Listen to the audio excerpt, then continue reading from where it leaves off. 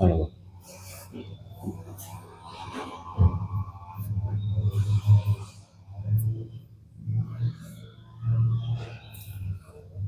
ชีวิต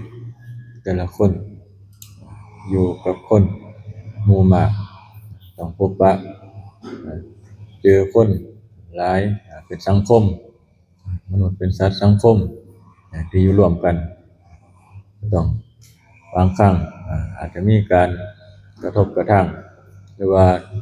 คำนินทาสรรเสริญที่เราจะได้ยินเป็นประจำคำนินทาแต่ว่าคำนินทาถ้าเฮาบ่นำเข้ามาครับถ้าเฮาบ่นำเข้ามาคิดหรือว่าบ่นำเข้ามาใส่ใจของเฮาความทุกข์ก็สิบ่เกิดขึ้นแก่ใจของเฮาความเร่าร้อนในใจของเฮาก็สิบ่เกิดขึ้นตัวนี้ถ้าเฮารู้จักคำว่าความจริงเป็นอยู่จังซี่อยู่แล้วถ้าเขาบ่นินทาเฮาเฮาก็นินทาเขาตัวนี้เป็นของคู่กันหนีบ่ได้เห็นอยู่ว่าเฮาสิยอมรับมันบ่ทุกอย่างขึ้นอยู่ที่กับเฮาเป็นผู้ยอมรับถ้าเฮายอมรับแล้วทิ้งมันไปรับรู้แล้วก็ทิ้งมันไปบ่นำกับเข้ามาคิดต่อนี่มันก็สิบ่นำความทุกข์เข้ามา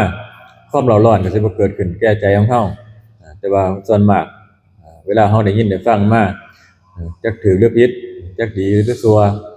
นำเข้ามาคิดมาปรุงแต่งไปยืนยันตัดสินก็เลยเกิดเป็นจิตใจที่เกิดความกระวนกระวายเร่าร้อนขึ้นมาทั้งที่ความจริงจักเป็นแบบใดก็บ่ฮู้หรือว่า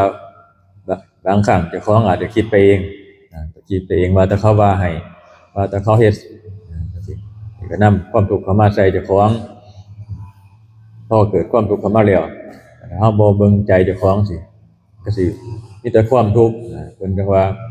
การอยู่นำคนหลายๆเฮาออกไปอยู่ในสถานที่ต่าง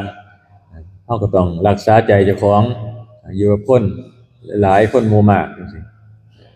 ก็ต้องต่างคนต่างรักษาใจของตนเองเพราะว่าใจตัวนี้ล่ะเป็นตัวนำตัวดึงอารมณ์เข้ามา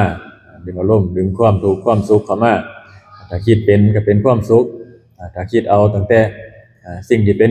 ลบสิ่งในทางที่ลบเข้ามาก็ล้วนแต่เอานำความทุกข์เข้ามาใส่ใจของเฮาแต่ถ้าเฮาคิดไปในทางที่ดีคิดไปในทางดีจิตใจเฮาก็สิบ่นำความทุกข์บ่มีความทุกข์บ่มีความเร่าร้อนเข้ามาอยู่ในใจของเฮาคือจังว่าเหมือนกับสมัยหนึ่งในสมัยพุทธกาลมีภิกษุหนึ่งเพิ่นอยากศึกพอเข้าไปหาพระพุทธเจ้าเพิ่นก็ถามเธอกษันอยากศึกจริงหรือว่าซั่นเพิ่นพระภิกษุผู้นั้นเพิ่นก็ว่าจริงพระเจ้าข้าว่าซั่นเพิ่นก็เลยตัดนิทานเรื่องหนึงขึ้นมาให้ฟังมีนิทานเป็นนิทานชาดกในอดีตก็มีคนทำการทำงานทำไร่ทำไร่ทำนาอยู่ล่ะเพิ่นก็เคยบวชไปถึง7เทื่อบวชถึง7เทื่อเที่ยวบวชเที่ยวศึกอยู่หั่นเพราะว่าหยังเพราะว่าเพิ่นห่วงที่ให้ที่นาห่วงข้าวของห่วงทรัพย์สมบัติที่ให้ที่นาห่วงทรัพย์สมบัติพอสุดท้ายแล้วครั้งสุดท้ายก่อนมันสิออกบวชเพิ่นดึกเสียมทิ่มเสียมหรือว่าจอบบ้านหรือว่ากระจกจอบบ้านเฮาเพิ่นดึกทิ่มเพราะว่าหยังเพิ่นมันเป็นของที่เฮาใช้ทำการทำงานใช้ปลูกให้ปลูกผักปลูกหญ้าเฮ็ดไร่เฮ็ดนาเฮ็ดสวนเพราะนั้นพอสุดท้ายแล้วเพิ่นดึกทิ่มเข้าป่าดึกทิ่มเข้าป่าเพิ่นก็ว่าเพิ่นชนะแล้วจังซี่นะเพิ่นก็ว่าชนะก็คือชนะใจเจ้าของจังว่าเปรียบเทียบการชนะคนทั้งโลกก็ยังถือว่าแพ้อยู่บ่สู้ชนะใจของเฮาถ้าชนะใจของเฮาแล้วชนะได้ทั้งโลกบ่จำเป็นว่าต้องชนะหลายคนถ้าเฮาชนะของเฮาแล้วใจของเฮาแล้วชนะได้เบิดทุกคนเพราะว่าหยังเพราะว่าเฮาบ่ได้นำความทุกข์ของคนอื่นเข้ามาเฮาอยู่แต่ของเฮาเบิ่งใจของเฮาต่างคนต่างเบิ่งใจเจ้าของจังซี่มันก็บ่กระทบกระทั่งกันเห็นนึกถึงคนอื่นนำเฮานึกถึงคนอื่นก็นึกนำของอารมณ์ของความรู้สึกของคนอื่นเข้ามาใส่เจ้าของจังซี่เวลาเขาถูกกระทบกระทั่งสินี่ล่ะก็เป็นส่วนหนึ่งอีกอย่างหนึ่งก็เป็นคือว่าเฮาได้รู้จักความอดทน จากความอดทนในสิ่งเหล่านี้ว่าในโลกธรรมที่ว่ามันเข้ามา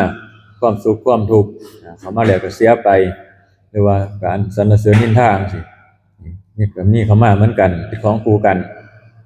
สิ่งเหล่านี้ถ้าเฮาก็เป็นเปรียบเสมือนสิ่งทดสอบเฮาทดสอบความอดทนของเฮาว่าเฮาสิมีความอดทนบ่เหมือนกับสมัยพระพุทธเจ้าเฮาตอนเพิ่นเกิดเป็นพระเวทจังซี่เขามาขอลูกขอเมียจังซี่ก็ยังสละได้อดทนสละได้อันนี้ก็คือเป็นสิ่งที่การให้ทานหนึงทานเพื่อเป็นการสละทานเพราะว่าบ่หวังหยังหวังแค่ว่าสิได้ตรัสรู้ในภายภาคหน้าคือว่าสิได้เป็นพระพุทธเจ้าในภายภาคหน้าเป็นกำลัง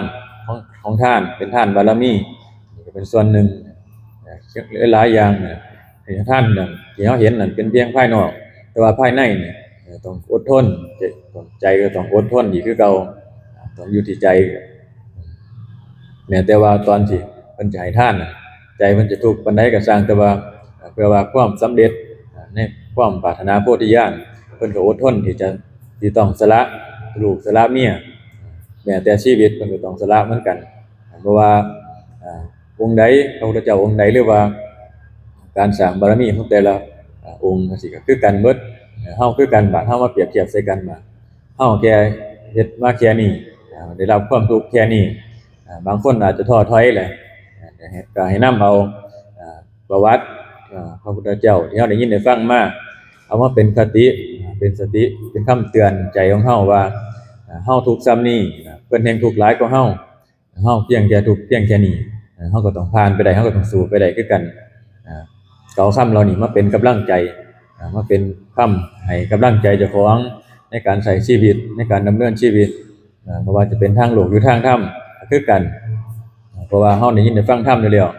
เมื่อได้ยินได้ฟังธรรมแล้วย่อมเกิดปัญญาคือหยังเพราะว่าเฮาก็สิได้นำมาใช้ชีวิต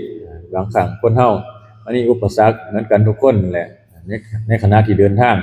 บ่มีไผเดินไปโดยทางที่เรียบรู้ทางที่เดินไปแต่ละคนนี่เป็นไปโดยทางขรุขระมีลมแหน่มีลมแหน่มีคร้านแหน่ก็ต้องเป็นธรรมดาบ่มีไผว่าสิราบรื่นไปตลอดอันนี้ก็คือถ้าเฮามีความอดทนก็สิผ่านไปได้อดทนผ่านไปสิ่งที่อุปสรรคที่เข้ามาในชีวิตของเฮาก็คือว่าชีวิตของเฮานี่กำลังสิก้าวข้ามขั้นไปอีกขั้นหนึ่งมันก็เลยมีอุปสรรคขึ้นมาทดสอบแต่ว่าถ้าบ่มีอุปสรรคขึ้นมาเฮาก็จะรู้ว่าเฮาอยู่หม้องเก่าหรือเฮาพัฒนาความทุกข์หรือว่าอุปสรรคต่างๆคือจังคำที่เพิ่นเว้ามารบ่มีบารมีบ่เกิดอันนี้ก็คือกันถ้าบ่มีสิ่งมาทดสอบทดลองเฮาก็จะรู้ว่ากำลังบารมีของเฮาหรือว่ากำลัง